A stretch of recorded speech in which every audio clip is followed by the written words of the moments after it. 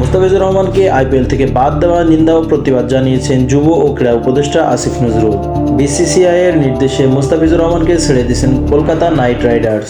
নিজের verified Facebook পেজে আসিফ নজরুল লিখেছেন, উগ্র সাম্প্রদায়িক গোষ্ঠীর কাছে নতি স্বীকার করে বাংলাদেশ ক্রিকেটার মুস্তাফিজুর রহমানকে দল থেকে বাদ দেওয়ার জন্য কলকাতা নাইট রাইডার্সকে নির্দেশ দিয়েছে ভারতের ক্রিকেট বোর্ড। আমি এর তীব্র নিন্দা ও প্রতিবাদ জানাচ্ছি। বাংলাদেশে আইপিএল সম্প্রচার বন্ধের উদ্যোগ নিতেও তিনি অনুরোধ জানিয়েছেন।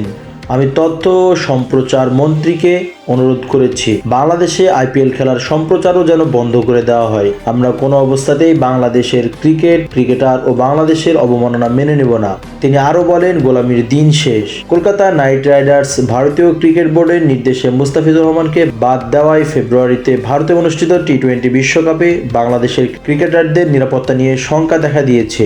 বিশ্বকাপের প্রথম পর্বে বাংলাদেশ কলকাতায় 3টি ও মুম্বাইয়ে 1টি ম্যাচ খেলার কথা রয়েছে।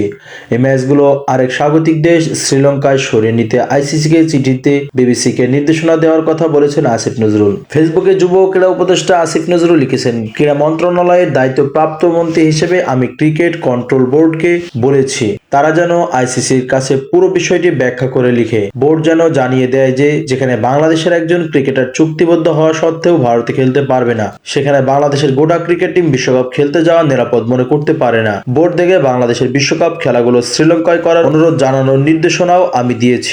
ডিয়ার ভিউয়ার্স, এ বিষয়ে আপনি কি মনে করেন? অবশ্যই আপনার মূল্যবান মতামত কমেন্টে জানানোর অনুরোধ রইল।